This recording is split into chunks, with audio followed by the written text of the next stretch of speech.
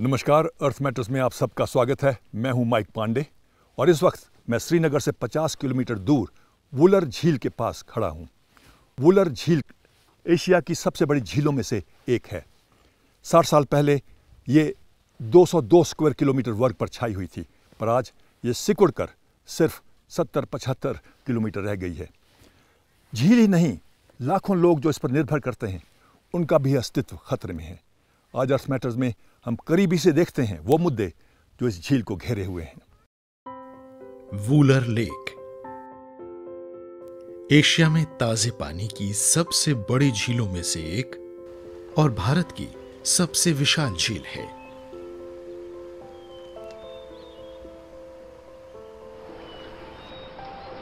यह झील भारत के 6 ऐसे वेटलैंड्स में से एक है जिन्हें रैमसर साइट यानी पृथ्वी की विरासत होने का दर्जा दिया गया है।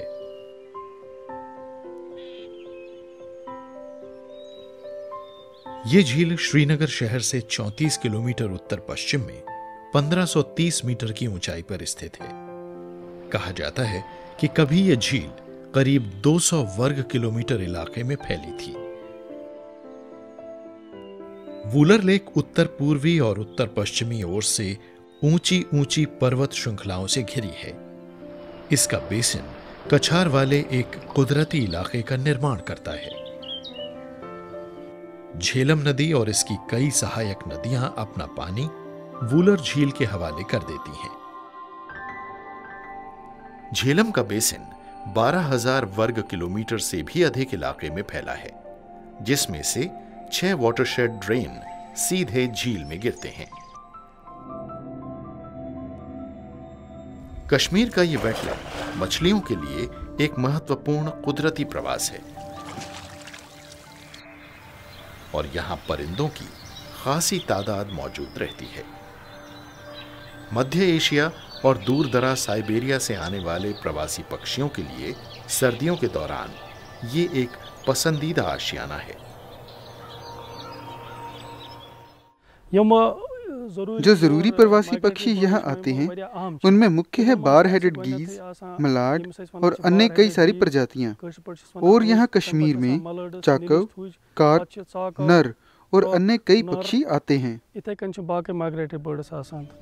इस झील की लंबाई करीब 16 किलोमीटर और चौड़ाई 8 किलोमीटर है तथा ये 31 गांवों से घिरी है। इस झील के इर्द गिर्द की पहाड़ियों में खाना बदोश मूल वाले 26 गांव बसे हुए हैं। ये स्थानीय समुदाय अपनी रोजी के लिए इस झील और इसके संसाधनों पर निर्भर करते हैं। वूलर झील में मछलियों की भरमार है और राज्य में इस झील से सबसे ज्यादा मछलियां मिलती हैं। ये राज्य की अर्थव्यवस्था का एक महत्वपूर्ण हिस्सा है और झील के इर्द गिर्द रहने वाले हजारों परिवारों की रोजी रोटी का स्रोत भी है। जम्मू कश्मीर में होने वाले मछलियों के कुल उत्पादन में इस झील का अंशदान 23 से 26% रहता है। झील में करीब 6 महीने से भी ज्यादा मछलियां पकड़ी जाती हैं, पहले मार्च से जून तक और फिर अक्टूबर से दिसंबर तक। सबसे बड़ी तादाद में मछलियां गर्मियों के महीनों में मिलती हैं।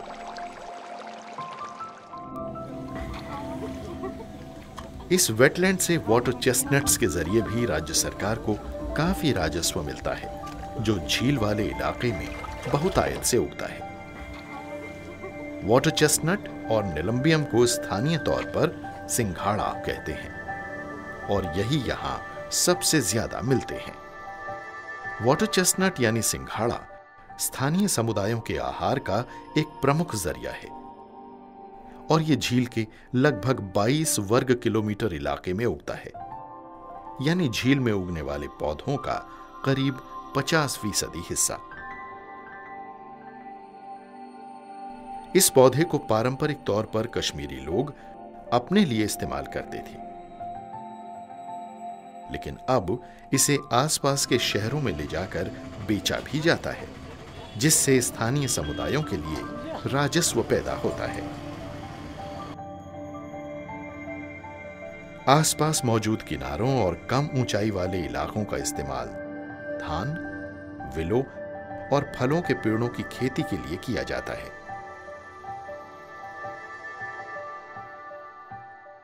लेकिन अंतरराष्ट्रीय महत्व की ये झील आज दबाव और खतरा झेल रही है। विशेषज्ञों के मुताबिक ये झील कभी 200 वर्ग किलोमीटर इलाके में फैली हुई थी, लेकिन अब ये सिकुड़कर सिर्फ केवल 60 वर्ग किलोमीटर में ही रह गई है।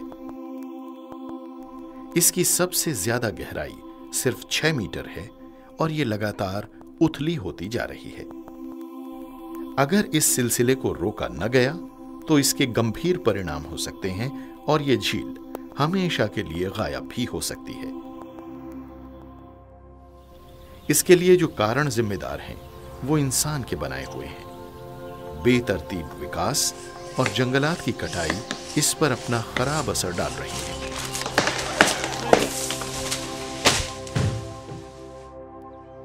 कछार वाले इलाकों के साथ साथ झेलम का पूरा बेसिन बहुत बुरी हालत में है। इसके कारण भारी तादाद में गाद वूलर में पहुंचकर इसके सिकुड़ने की वजह बन रही है और पानी की गहराई भी घट रही है। श्रीनगर शहर और सोपोर, बांदीपुर और बारामूला से सीवेज की भारी तादाद सीधे झील में पहुंचती है, जिससे यूट्रोफिकेशन की प्रक्रिया में इजाफा होता है और उससे फिशरीज की बढ़वार और विकास बुरी तरह प्रभावित होते हैं। वूलर लेक के पेड़ पौधे झील की पर्यावरण प्रणाली का एक महत्वपूर्ण हिस्सा हैं, जो पर्यावरण के नजरिए से और आर्थिक दृष्टि से भी फायदे मुहैया कराता है। झील वाले इलाके के अंदर रहने वाले समुदाय कई उद्देश्यों के लिए पानी में उगने वाले इन पौधों का इस्तेमाल करते रहे हैं, खासकर भोजन और चारे के लिए। खेतों से बहने वाले रसायनों की वजह से जलीय पौधों और खरपतवार की बेरोक टोक बढ़वार हुई है। अजोला और एलिगेटर वीड्स जैसी प्रजातियों की घनी बढ़वार ने झील का दम घोट दिया है। इससे पानी के बहाव और पर्यावरणीय और आर्थिक फायदों को मुहैया कराने की इसकी संभावना को घटाया है। खेतों में किसान रसायनों और कीटनाशकों का अंधाधुंध इस्तेमाल करते हैं और बागवान भी फंगस वगैरह को दूर करने के लिए रसायन छिड़कते हैं। ये सब चीजें सीधे ही झील में पहुंच जाती हैं। बागानों से निकलने वाले सूक्ष्म कणों ने इस जल क्षेत्र में पहुंचने वाले पोषक तत्वों की रफ्तार और तेज कर दी है, जिससे पानी की गुणवत्ता गिरती जा रही है। विलो को लगाने से यहां संतुलन और गड़बड़ा गया है और इससे वेटलैंड की हाइड्रोलॉजिकल प्रक्रियाएं बदल गई हैं। इन बागानों को विभिन्न सरकारी विभागों ने राज्य की जलावन की लकड़ी संबंधी जरूरतों को पूरा करने के लिए लगाया था। ये बागान झेलम नदी के गाद वाले पानी में अवरोधों की भूमिका निभाते हैं, जिससे ये तलछट झील में पहुंच जाती है। इससे झील की पानी की क्षमता कई गुना घट जाती है। ये एस्टिमेट किया है कि 22 लाख ट्रीज लेक के अंदर ग्रो कर रहे हैं, तो उनको हम रिमूव करेंगे जिससे इसकी वाटर होल्डिंग कैपेसिटी इंक्रीज हो जाए।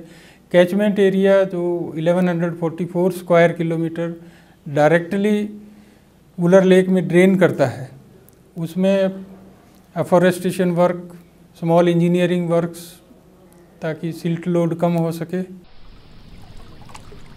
मरे हुए जानवरों के पिंजर सीधे ही झेलम नदी में फेंक दिए जाते हैं, जो वूलर झील में इकट्ठे होकर सेहत के लिए खतरा पैदा कर देते हैं।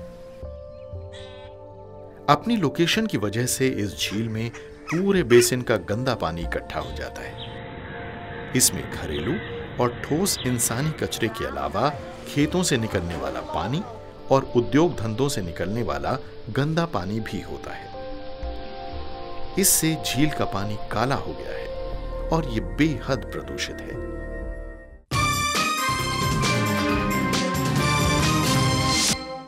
वूलर लेक की समस्याएं बहुत हैं, खतरे भी बहुत हैं। पोल्यूशन, एंक्रोचमेंट और प्लांटेशंस, कुछ समझी में कुछ ना समझी में यहाँ लाखों पेड़ 40-50 साल पहले लगा दिए गए थे और ये हर रोज़ लाखों लीटर पानी सोखते हैं और उनको ज़ाया कर देते हैं। इनको हटाना बहुत ज़रूरी है अगर हम वुलर लेक को बचाना चाहते हैं। सरकार ने कई एक योजनाएं शुरू कर दी हैं और क्लियरेंस ऑफ दीज प्लांटेशंस, इनको हटाने के लिए काम जारी है। अंदाजों से खुलासा होता है कि झील के किनारे पर बसे गांवों के 42% से भी ज्यादा परिवार अपने घरेलू काम के लिए इसी झील का पानी लेते हैं, जिससे वो जल जनित बीमारियों और संक्रमणों के शिकार हो जाते हैं। बीते बरसों के दौरान जल जनित बीमारियों, पैदाइशी खामियों और किडनी और लीवर के रोगों के मामलों में धीरे धीरे बढ़वार होती देखी गई है। ज्यादातर परिवारों में सांस और गैस्ट्रोइंटेस्टिनल गड़बड़ियां तथा बच्चों में दमे की शिकायत आम होती जा रही है। पर्याप्त सफाई और पीने के साफ पानी की गैर मौजूदगी की वजह से सेहत के लिए गंभीर खतरा पैदा हो गया है। भारी धातुएं, रासायनिक कचरा और खेतों से बहने वाला पानी इस इलाके में मानसिक और न्यूरोलॉजिकल गड़बड़ियों के बढ़ते मामलों के लिए जिम्मेदार है। जहाँ तक वुलर्स के पानी के इस्तेमाल से पैदाशुदा बीमारियों का ताल्लुक है, उनमें सरफहरिस्त हम ये कहेंगे कि जो वायरल बीमारियों का लोड है, hepatitis A, hepatitis E, rotavirus, diarrhoea, वो बहुत ही कॉमन है और डिसेंट्री इससे होती है। और एस्केरियासिस का खास कर जिक्र करना चाहता हूँ मैं, कश्मीर में बहुत ही आम है और इस गंदे पानी का भी इसमें रोल है। जब कंटेमिनेटेड पानी चाहे वुलर का हो, चाहे डल का हो या चाहे जो पानी में इस्तेमाल करें तो उससे ये बीमारियाँ फैलती हैं। इसके अलावा पिछले साल अचानक ही चेस्टनट के पौधों की उपज में गिरावट आ गई। ये झील के इर्द गिर्द रहने वाले हजारों परिवारों की रोजी का एक मुख्य स्रोत है। चेस्टनट की उपज लेने वालों का दावा है कि इसके लिए झील के पानी में प्रदूषण का बढ़ता स्तर जिम्मेदार है।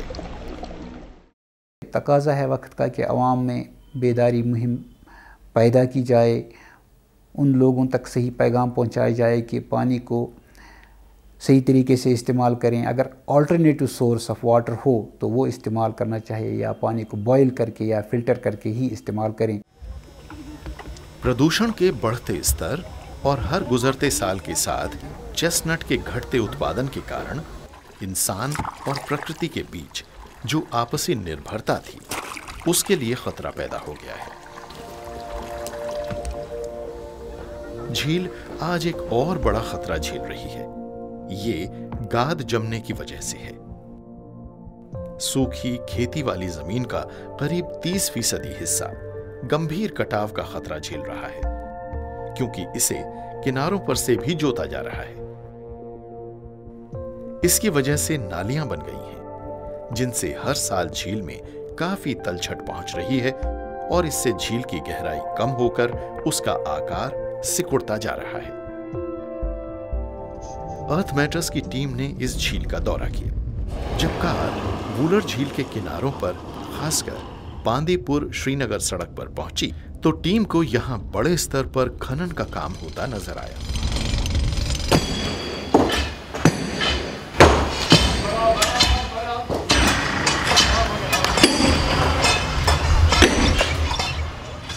इस सफर के दौरान वहां 60 से 70 जगहों पर पत्थर की खुदाई होने का पता चला।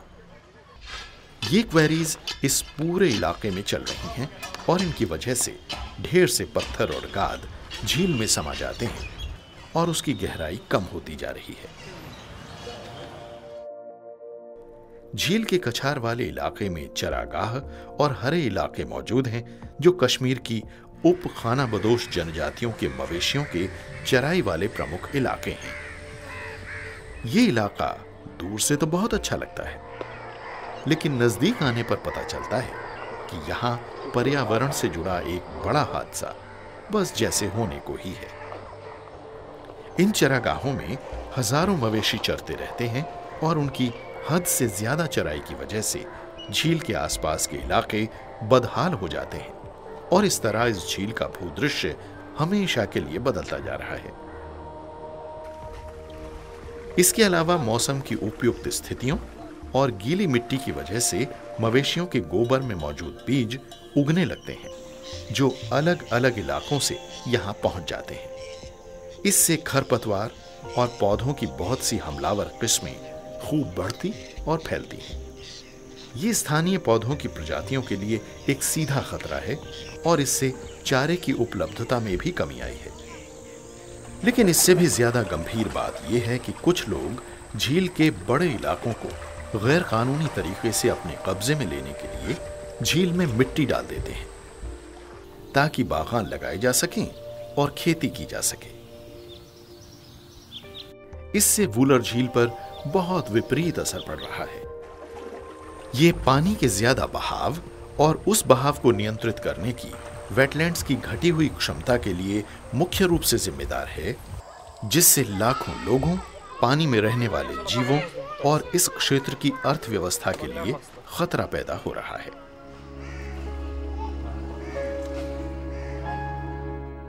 इसके नतीजे साफ नजर आ रहे हैं। इस झील की पानी को थामने की क्षमता पिछले 3 दशकों में 20% घट गई है। झील के लगातार बदहाल होने से चिंतित department of forest and remote sensing ने Manasbal and Wular development authority का गठन राज्य सरकार ने इस मकसद से किया था ताकि इस महत्वपूर्ण और नाजुक वेटलैंड पर्यावरण प्रणाली पर ध्यान केंद्रित करके इसे ठीक से संभाला जाए। लक्ष्य था प्राकृतिक संसाधनों के वहनीय इस्तेमाल को मुमकिन बनाना और कश्मीर घाटी की इस जीवन रेखा को एक नई जिंदगी देना, जिसका नाम है वूलर झील। चुनौतियां कई हैं, ये बहुआयामी हैं और आपस में जुड़ी हैं। आबादी बढ़ती जा रही है और तेजी से घटते संसाधनों पर और ज्यादा दबाव पड़ रहा है। ऐसे में इस बात की फौरन जरूरत है कि इस झील को इसके अधिकतम स्तर तक बहाल किया जाए और इस सिकुड़ती हुई लेक की सेहत को फिर से बेहतर बनाने की हर मुमकिन कोशिश की जाए। मछलियों की फार्मिंग और हैचरीज के निर्माण को बढ़ावा देना होगा। इससे फिशरीज में वृद्धि होगी और झील पर से दबाव काफी हद तक घटेगा और स्थानीय लोगों के लिए रोजगार के नए अवसर पैदा होंगे। ये जरूरी है कि झील के बचाव से जुड़े कार्यक्रमों को बनाने और उन्हें अमल में लाने के लिए स्थानीय समुदायों के साथ हिस्सेदारी की जाए। चुनौती है वेटलैंड पर्यावरण प्रणालियों को उनकी समृद्ध जैव विविधता के साथ बचाना और उन समुदायों को वहनीय आर्थिक फायदे मुहैया कराना जो अपनी रोजी रोटी के लिए इन संसाधनों पर निर्भर करते हैं। अध्ययनों से पता चला है कि अगर झील वाले इलाके से विलो प्लांटेशन को हटा दिया जाए तो उससे खुले पानी वाले इलाके में कम से कम 20 वर्ग किलोमीटर की वृद्धि होगी और पानी का स्तर भी 1 मीटर तक बढ़ जाएगा। इससे इस झील की फिशरीज में फिर से जान डालने में मदद मिलेगी।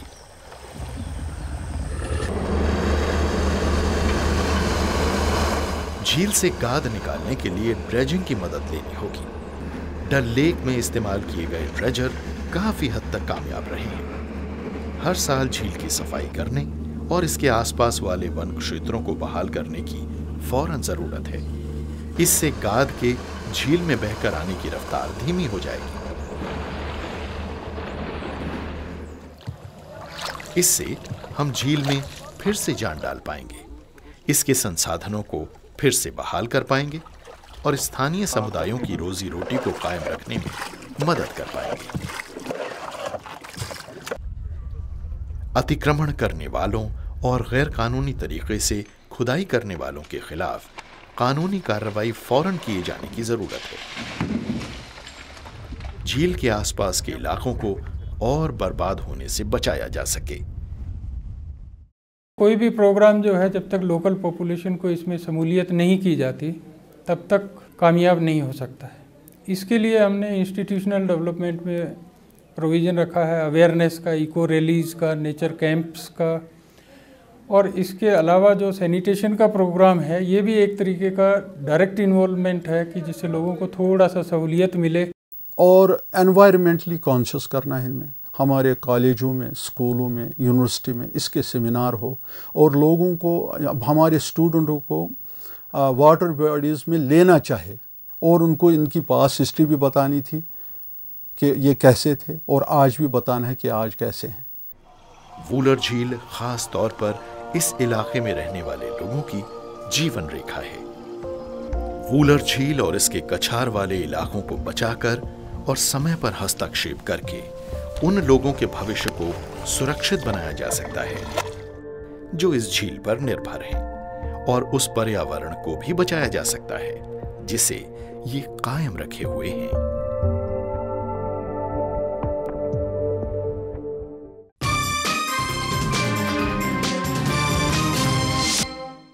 वूलर लेक एशिया की सबसे बड़ी झीलों में से एक है और आज हमने करीबी से देखा कई मुद्दे, कई इश्यूज जो इसे घेरे हुए हैं, पर सबसे अहम, सबसे चिंताजनक है एंक्रोचमेंट और पोल्यूशन। यहाँ जो बस्तियाँ हैं, यहाँ के लोग जो यहाँ रहते हैं, कई लोग बीमार भी हैं।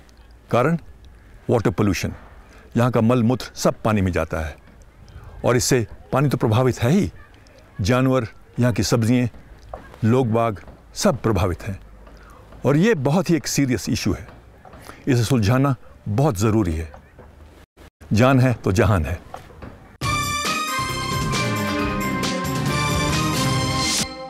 और अब समय आ गया है साप्ताहिक क्विज का।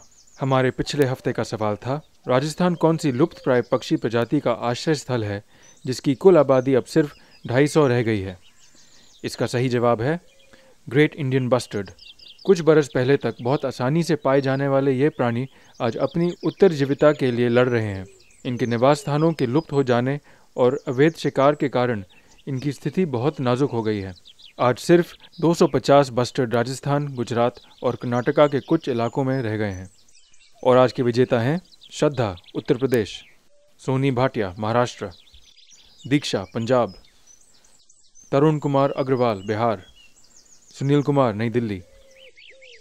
पहले 5 विजेताओं को मिलेगा अर्थ मैटर्स की तरफ से एक टी शर्ट और सर्टिफिकेट और 10 विजेताओं को friends of the earth certificate.